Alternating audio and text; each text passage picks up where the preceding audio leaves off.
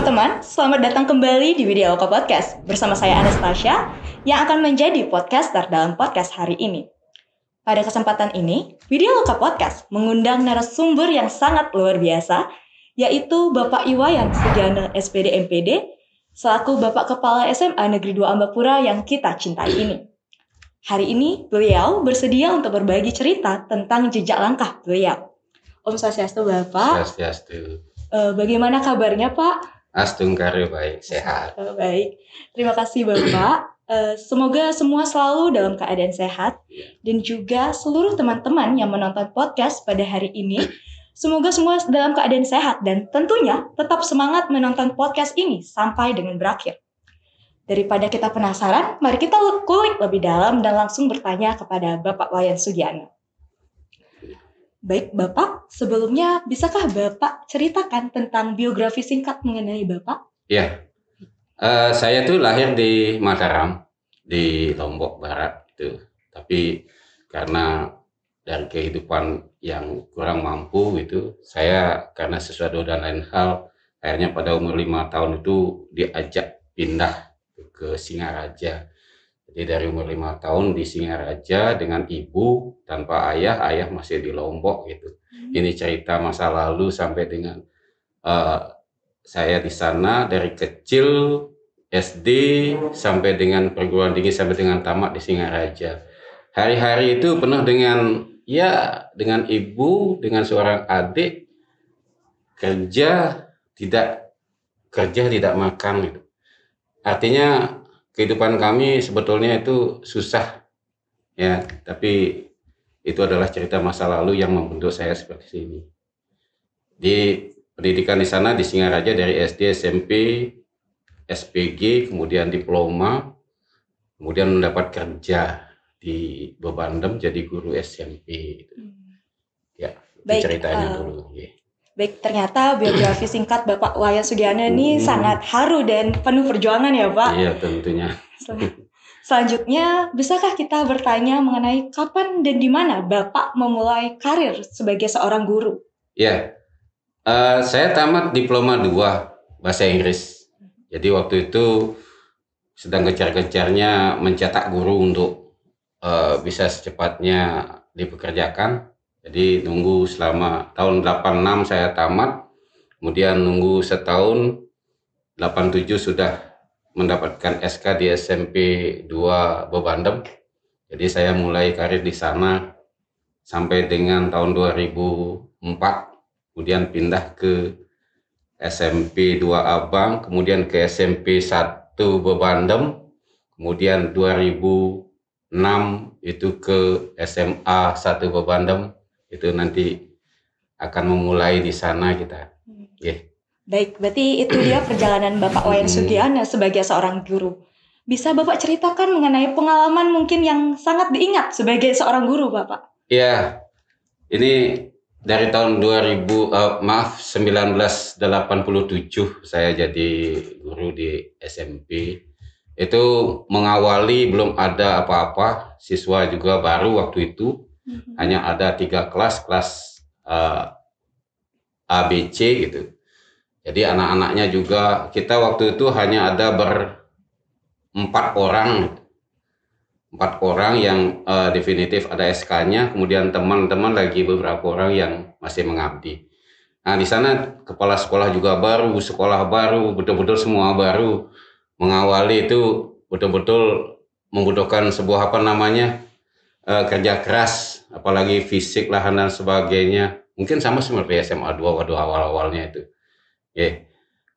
Dari sana kita mulai, karena tidak ada yang lain, maka mau tidak mau kita harus bekerja, harus maksimal mungkin untuk bisa menjalankan penyelenggaraan pendidikan waktu itu di SMP itu. Berarti benar-benar pengalaman yang nggak bisa dilupakan sama sekali ya Pak? Seperti yang kita ketahui bersama, Bapak Wayan Sugiana sebagai Kepala Satuan Pendidikan SMA Negeri 2 Ambapura. Bisakah kami tahu sejak kapan Bapak dipercaya sebagai seorang Kepala Satuan Pendidikan? Untuk menjadi kepala sekolah, saya mulai mengawali ketika pindah ke SMA Negeri 1 Bebandem.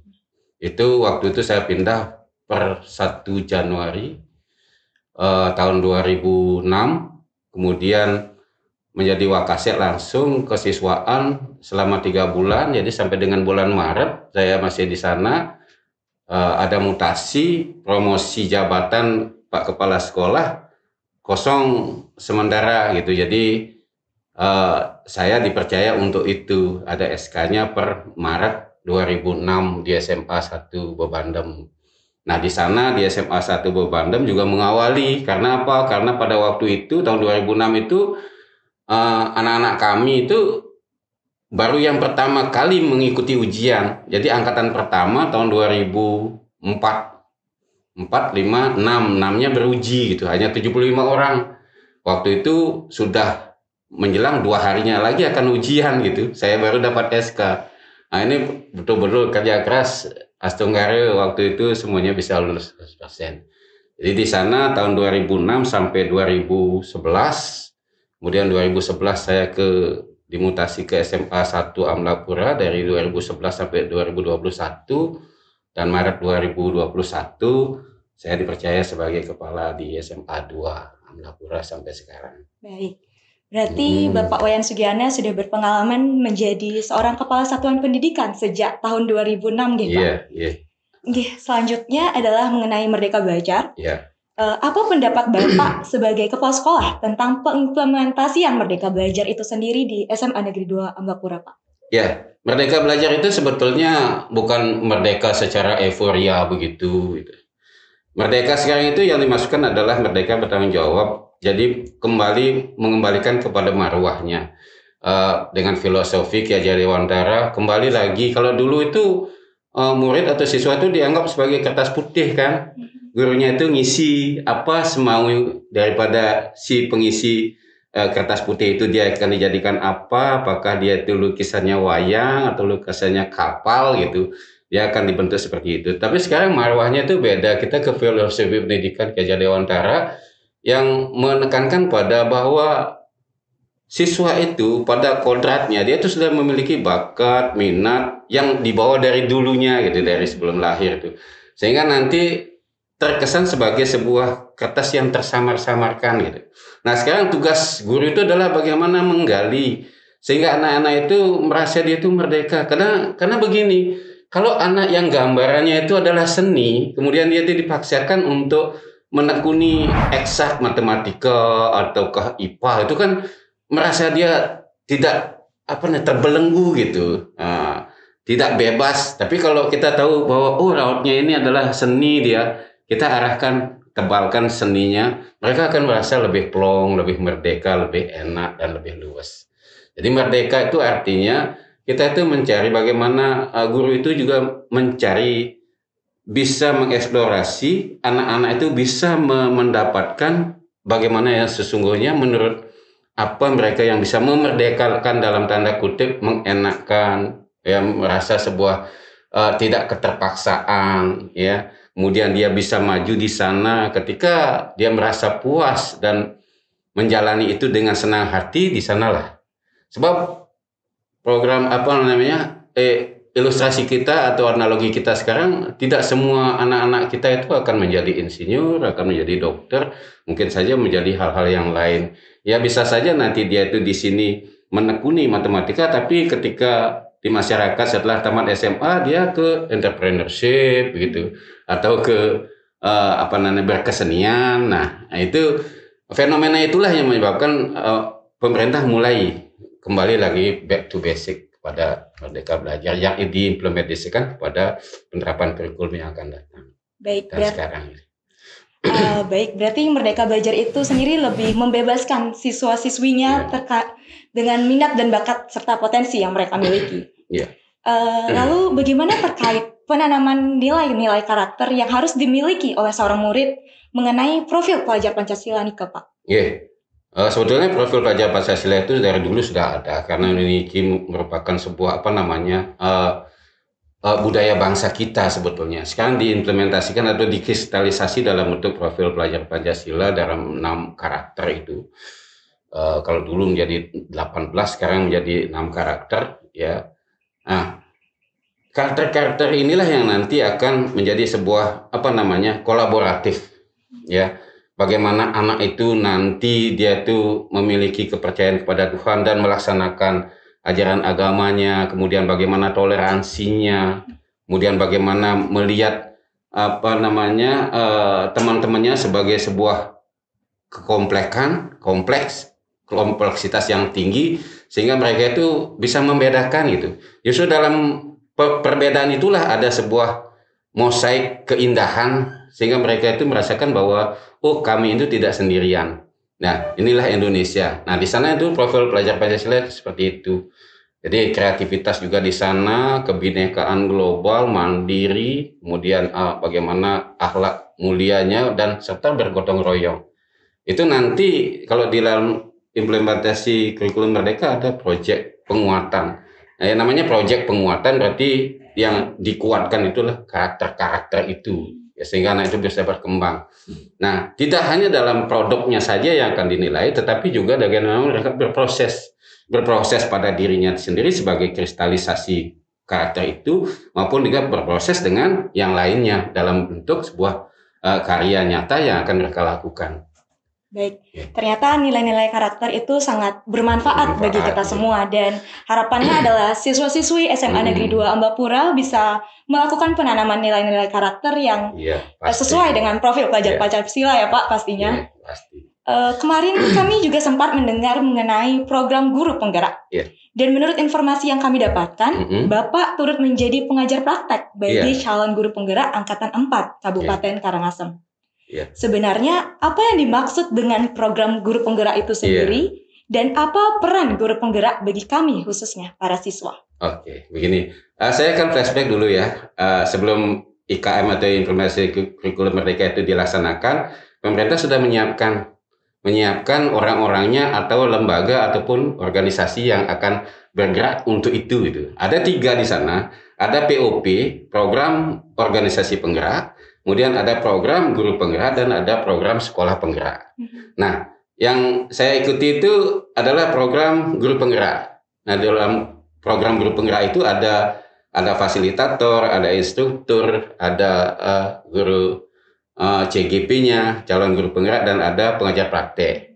Nah, saya pengajar praktek yang tugasnya membersamai para calon guru penggerak dalam melaksanakan tugas mereka belajar bagaimana mulai mengenal filosofi pendidikan ala Ki Hajar Dewantara, bagaimana melaksanakan pembelajaran berdiferensiasi. Ya, berdiferensiasi itu berarti begini, dalam sebuah kelas itu anak-anaknya kan beda-beda. Ya, ada yang seneng, ada bisa dengar. Artinya begini, ada loh murid yang pendengarannya, maksudnya dia itu lebih banyak pada mendengar.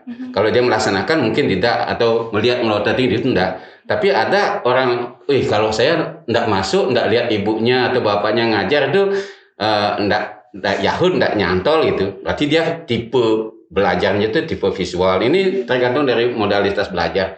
Jadi ada yang tipe audio yang mendengarkan, walaupun dia sebetulnya di kelas itu sambil kletek-kletek gitu, tapi dia dengar gitu. Ini karena mereka audionya yang main. Kemudian ada yang visual, yang melihat, ibunya pada saat ini menerangkan tentang ini, bawa ini bajunya, ini dia ingat gitu. Ada juga yang kinestetik. Kalau saya tidak ikut bergerak itu enggak diskusi, enggak masuk di otak saya gitu. Jadi modalitas, di sana itu gurunya harus bisa membedakan siapa yang audiovisual, visual, kinestetik. Kemudian ada juga yang lain, mana yang termasuk cepat dia tuh menelaah, mana yang agak lambat. Bukan berarti gagal sih, tidak, tetapi ini merupakan sebuah proses. Nah, sebelum itu guru itu harus bisa melakukan sebuah tes awal. Nah, ini namanya tes diagnostik yang nanti menjadi sebuah bekal bagi guru itu untuk memberlakukan pembelajaran di kelas itu. Jadi kalau kelas, walaupun sekarang kelas 10A gitu ya, 10A dengan 10B, walaupun sama-sama 10 itu karakternya beda-beda. Itu nggak bisa kita menyamakan mereka itu sama, walaupun mereka sama-sama kelas 10. Ya, ketika saya masuk kelas 10A, orang yang visualnya sekian orang, yang gini sekian orang. Nanti, oh ini kelompok yang visual, ini orangnya. Ini dikelompokkan juga. Tuh. Nah, jadi para CGP itu belajarnya di sana. Kemudian itu baru pembelajaran. Kemudian juga dibekali dengan bagaimana mengelola aset sekolah itu digunakan untuk sebuah kegiatan yang dalam tanda kutip semuanya berpihak kepada murid. Ya, pokoknya kalau sekarang itu di SMA 2 itu kan ada laptop, ada wifi, itu semuanya kita fokuskan pada anak. Ya, fokus pada anak. Tujuannya apa? Gunakan ini semaksimal mungkin untuk kemaslahatan dan kemajuan kita, kemajuan kalian di pendidikan. Ya, kalau zaman saya itu harus sulit. Ya, jangankan ada mendapatkan itu sulit sekali. Sekarang kita sudah mulai berpihak. Karena apa? Karena kita sekarang itu tidak lagi menganut kita mencetak orang akan menjadi apa, tetapi kita menyiapkan mereka untuk menjadi apa saja. Apakah mereka nanti akan jadi dokter, apakah nanti akan menjadi insinyur, apakah menjadi entrepreneurship. Dari sekarang kita akan arahkan.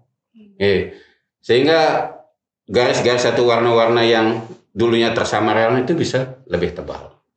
Nah, itu jadi tugas saya di penggerak itu adalah sebagai pengajar praktek yang membersamai. Nah, ini membersamai itu artinya bersama-sama belajar. Karena para CGP itu calon guru penggerak itu dia belajar juga mandiri lewat LMS dan juga lewat pendampingan individu. Jadi didampingi apa kekurangannya, apa kesulitannya, pengajar praktek lah yang diajak berembuk. Kemudian nanti memasukkan itu, nanti dinilai kalau memang sudah layak untuk itu, mereka tidak lagi lewat seleksi calon kepala sekolah, tapi sudah mendapatkan predikat dengan sertifikat. Baik, luar biasa sekali. Ternyata peran Bapak sebagai pengajar praktek bagi calon guru penggerak sangat-sangat luar biasa. Ternyata tidak hanya seorang murid yang perlu belajar, tapi seorang guru juga pastinya perlu belajar untuk mendidik siswanya. Selanjutnya adalah kemarin terkait kakak-kakak kelas 12 yang telah membanggakan nama sekolah kita karena telah berhasil lulus di perguruan tinggi lewat jalur SNMPTN ataupun SBMPTN. Bagaimana tanggapan Bapak terkait hal tersebut? Ya, dari hari ke hari, tahun ke tahun, kita harus terus memiliki sebuah optimisme ya. Jadi harus begitu. Sebab pendidikan itu adalah seperti air mengalir. Jadi dia tidak mandek. Kalau hari ini atau tahun lalu itu ada kakak kelasnya yang kelas 12 sudah membawa nama sekian. Sekarang itu yang datang itu kelas 12 yang baru yang berasal dari kelas 11 yang tahun lalu. Nah, itu juga harus diberikan treatment, kemudian diberikan motivasi, kemudian penyemangat sehingga mereka itu bisa memberikan juga jalan dan memberikan pertimbangan khusus tentang bagaimana mendampingi mereka. Ya, kita itu di sekolah, saya bersama teman-teman para guru itu akan terus membantu, membimbing dan juga mengarahkan dalam konteks memberikan, tidak memaksakan. Ya, kemana mereka kita memberikan jalan, merekalah yang akan menjalani. Nah, dalam konteks itu SNMPTN itu anggaplah sebagai sebuah shortcut ke perguruan tinggi. Kenapa shortcut? Karena dia itu sudah mencuri start dengan nilai-nilai dari raport. Kan gitu, tidak ada testing, tidak ada apa dari nilai raport itu. Jadi shortcutnya begitu. Nah, harapan kita nanti kepada anak-anak yang mendapatkan tiket SNMPTN itu betul-betul bisa menggunakannya dengan baik. Baik dalam artian mencari peluang, ya, karena di sana kan harus berhitung mana yang cita-cita saya mau kemana, itu satu. Kemudian kedua, cita-cita saya di sini di perguruan tinggi ini mungkin banyak atau penuh, mungkin saja saya nanti ke universitas yang lebih longgar dalam tanda kutip. Kemudian yang kedua, oke lah, seperti itu, tapi saya harus menggunakannya dengan baik. Artinya ketika sudah mendapat itu, harus mengambilnya, tidak sebagai sebuah coba-coba. Oh, saya coba-coba aja cari kedokteran di Universitas Cendana itu. Ketika didapat kemudian tidak diambil oleh siswa, nah itu akan mempengaruhi nilai terhadap sekolah kita, sehingga bisa saja nanti kita di blacklist. Untuk itu kasihan nanti adik-adik kelas ini. Nah, ini keterangan-keterangan ataupun bekal-bekal seperti itu, informasi itu harus terus kita berikan kepada mereka, kepada anak-anak kelas 12 yang akan nanti ikut SNMPTN atau SBMPTN, sehingga mereka itu betul-betul memiliki keakuratan informasi, baik dari segi teknis maupun bagaimana cara melaluinya. Nah, dan juga perlu saya tambahkan, kita di sekolah memang memberikan dari segi kurikulum ya, ada mata-mata pelajaran tertentu. Tetapi jika ke perguruan tinggi lewat tes, apakah itu SBMPTN atau seleksi nanti ke perguruan tinggi negeri yang ada kedinasan atau ini, tentu ada hal-hal lain yang ada tambahannya, apakah itu SKD, tes psiko, apa itu yang lain-lain, wawasan kebangsaan. Tentu kita akan berusaha untuk bisa memfasilitasi. Kalau terlalu padat, mungkin ya informasi-informasi yang kita berikan itu lewat blended dengan informasi lewat internet, atau memberikan link-link tertentu, informasi-informasi ini lo pelajari seperti itu, sehingga nantinya anak-anak kita bisa bersaing di kancah seperti itu. Di samping itu bagi yang tamat juga, ini tidak, kan belum tentu mereka itu semuanya akan melanjutkan. Ada saja saya masuk dulu Pak, saya mau di sini dulu menekuni tentang desain grafis atau apa dan sebagainya, langsung dengan terjun ke masyarakat dan sebagainya. Kita juga memfasilitasi tentang itu. Harapannya seperti itu. Baik, angkatan kelas 12 terdahulu itu benar-benar sangat prestasi yang membanggakan, dan sekolah juga pastinya memberikan usaha yang terbaik untuk siswa-siswinya tembus SNM dan SBMPTN ataupun nantinya lanjut ke perguruan tinggi. Selanjutnya nih Pak, jika ada teman-teman atau kakak-kakak khususnya kelas 12 yang sedang menonton podcast pada hari ini, Bapak ada pesan atau doa yang ingin Bapak sampaikan kepada kakak kelas kita yang akan menempuh SNM dan SBMPTN tahun ini? Iya. Ini pesan saya khusus untuk anak-anak kelas 12. Hari ini dan yang akan datang, dunia tidak bisa kita prediksi. Satu hal yang harus kita percayai, bahwa yang kekal itu adalah perubahan. Kita tidak tahu dulu waktu sebelum pandemi ya, yang juga dialami oleh kakak-kakakmu kelas 12 itu, kan tidak terbayang bahwa mereka itu harus dengan cepat bisa belajar lewat online, lewat WA, lewat LMS. Dan itu sekarang sudah berdampak. Artinya hal yang seperti itu adalah sebuah keniscayaan yang nanti akan terus berlanjut, bukan ditinggalkan begitu saja. Ya. Nah, budaya seperti ini, budaya blended learning, jika anak-anak kekurangan informasi tentang sesuatu hal, ada ruang di luar itu yang bisa membantu dengan menggunakan HP, gadget, ada dunia maya, dengan catatan marilah kita belajar menjadi insan yang bertanggung jawab kepada diri kita sendiri, terhadap orang tua, masyarakat, dan juga kepada bangsa ini. Sebab apa? Sebab karakter-karakter itu memang harus datang dari dalam. Siapapun tidak akan bisa mengubah kita kalau kita itu tidak mau berubah. Oleh karena itu, jelas ini ya. Satu, percaya diri. Kemudian yang kedua, rasa ingin tahunya harus terus dipupuk dengan inovasi dan juga kreativitas yang positif. Ya, artinya jangan semua keingintahuan itu dikebur gitu. Saya ingin tahu yang ini, coba batasi yang ke sana dulu. Nanti kalau sudah kalian bisa bekerja atau sesuai dengan apa, setelah itu pakai hobi, oke lah, itu lain masalah. Tetapi ketika kalian berjuang untuk mencapai sebuah cita-cita, sebuah sesuatu yang menjadi goalnya itu, fokuslah kepada itu dulu. Sama seperti orang membawa motor atau sepeda motor atau mobil, ya ada kaca kan, kaca spionnya kan kecil-kecil, ya baik yang akan ke belakang maupun di samping. Tapi kaca depan itu besar, itu artinya fokuslah yang lebih besar ke sana, ya. Yang spion itu kiri kanan itu hanya melihat apakah kita itu sudah on the track atau tidak itu. Yang lewat itu adakah sesuatu yang kita lakukan kesalahan, mungkin nyenggol orang kah, ya kan lewati orang pokoknya kan rasanya kena ya, jatuh apa enggak, kalau jatuh berarti kita punya kesalahan. Itu fungsi daripada spion, tapi kita fokus kepada yang di depan, apa yang menjadi cool itu. Baik. Yeah.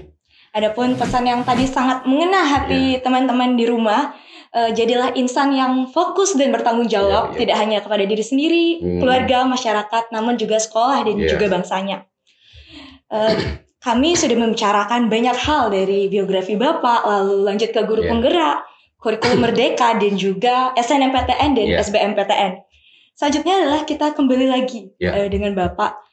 Adakah suka atau duka Bapak selama menjabat sebagai kepala sekolah, Pak? Ya, yang sukanya jauh lebih banyak daripada dukanya. Kalau duka saya itu adalah duka sebagai orang tua. Ya, dukanya adalah bagaimana kalau melihat anak-anak atau teman-teman itu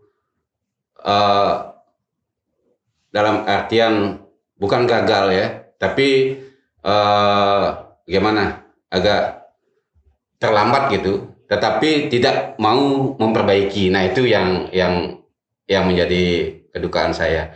Artinya begini, kalau ada anak tidak naik kelas umpama, tapi sampai dengan saat ini susah ya, gagal di SNMPTN atau apa, tetapi dia tuh nangis terus, tidak ada usaha, itu yang membuat saya duka. Tapi kalau dia tuh gagal dalam artian konteksnya, apa yang menjadi cita-cita yang diinginkan itu belum tercapai, kemudian dia bangkit lagi, itu akan menjadi sebuah kesukaan dan hal yang sangat menyenangkan bagi saya, karena kita itu harus bangkit ya.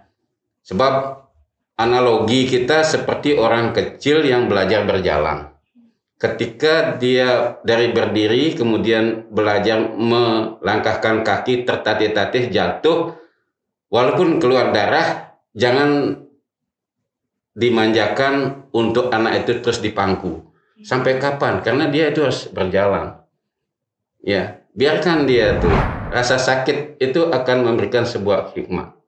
Memberikan sebuah peringatan bahwa ini harus dihindari, ini harus dilakukan. Berikan mereka itu efek neuronnya menghasilkan ion-ion yang positif gitu. Ya, secara adrenalinnya itu akan memilah-milah mana yang menjadi hal yang baik, mana yang terhindarkan, mana yang agregatif dan sebagainya. Gitu. Baik, selanjutnya kami semua ingin mengetahui nih Pak, visi dan misi Bapak sebagai kepala sekolah untuk memajukan SMA Negeri 2 Amblapura, Pak. Ya, saya berkiblat pada 3 hal. Yang pertama itu berkarakter, kemudian cerdas, berprestasi. Berkarakter itu sudah pasti, kalau sekarang sudah terkristalisasi dalam profil pelajar Pancasila. Jadi memiliki bertakwa kepada Tuhan Yang Maha Esa, ya, berhalak mulia, itu gotong royong, berkemirian, bertobal dan sebagainya, termasuk kreatif, mandiri, bergotong royong. Kemudian cerdas di sana tidak hanya cerdas intelektual, tapi juga cerdas emosional, ya. Bagaimana dia itu memiliki rasa empati, simpati kepada orang, pada bangsanya sendiri. Ya, kalau saya bisa melihat orang itu, kita berdirikan dia itu dalam sebuah tempat umpama, suruh dia tuh menyanyikan lagu Indonesia Raya atau menghormat bendera, bagaimana raut mukanya, raut wajahnya bisa kita lihat seberapa kentalnya nanti dari karakter itu. Itu salah satu contoh. Kemudian kecerdasan itu tidak hanya pada intelektual saja, tapi cerdas emosional, cerdas spiritual, dan sekarang itu yang cerdas itu adalah advisory quotient. itu adalah bagaimana cerdas mengatasi masalah. Itu yang sekarang yang harus dengung-dengungkan dan harus dilatihkan. Jangan sampai belum apa-apa cengeng, ya, belum apa nangis, dah itu kayak main game aja, ya, udah itu reset, kalah reset lagi. Hidup itu tidak seperti itu, ya. Hidup itu kayak main bola yang sesungguhnya. Ada ketepatan waktu, ada keberanian mengeksekusi, dan ada waktu bagaimana kita merasa, bagaimana menghargai kolaboratif, ya, menghargai umpan yang diberikan kepada kita, bagaimana menghargai orang yang membantu kita, yang assist. Kemudian yang ketiga itu berprestasi. Saya dari berkarakter kemudian ke kecerdasan itu nanti akan menimbulkan prestasi. Jadi prestasinya itu kita berharap prestasi akademis dan non akademis bisa mulai terus bergaul, dan saya terus terang saja kegiatan-kegiatan itu semasif dan sepanjang bisa ditoleransi, baik itu biaya kemudian kegiatannya, saya pasti akan ACC, ya, demi untuk itu, dengan catatan itu satu, ketika sudah diberikan kepercayaan, gunakan kepercayaan itu dengan baik. Tidak hanya sebagai siswa, dimanapun itu, ya, karena ini masalah kepercayaan dan kejujuran. Ya, kejujuran dan kepercayaan itu adalah mata uang yang berlaku di mana-mana. Tidak hanya kita saja, tapi semua orang. Itu kalau kita sudah punya itu, modalnya yakin. Ya, dimanapun kita siap untuk itu dan pasti mumpuni. Baik. Berarti berkarakter, cerdas, berprestasi sebagai visi SMA Negeri 2 Ambapura. Adakah pesan Bapak kepada seluruh teman-teman yang menyaksikan podcast kali ini sehingga bisa jadi insan yang berkarakter, berprestasi, sekaligus cerdas, Pak? Ya, kita dari sekarang mulai mengenal jati diri. Kalau saya dulu punya kekentalan rasa dendam sebetulnya. Ini saya ungkap dulu dengan anak-anak supaya mengetahui. Saya hidup dengan seorang ibu, dengan seorang adik, tidak mengais, tidak makan, ya. Saya kelas 2 SD sudah harus bisa memasak nasi dengan menggunakan dapur sederhana pakai bataku kalau yang sekarang itu, ya. Kemudian dari kelas 2 SD menjadi kernet bemo sampai dengan kelas 3 SPG itu menjadi tukang ngambil bola tenis, itu kacung namanya. Ada orang main tenis, kita ngambil dapat uang 100 rupiah waktu itu. Menjadi dagang asongan, dagang es itu udah biasa. Saya tidak pernah membayangkan dan tidak pernah punya cita-cita dari dulu untuk menjadi orang seperti ini.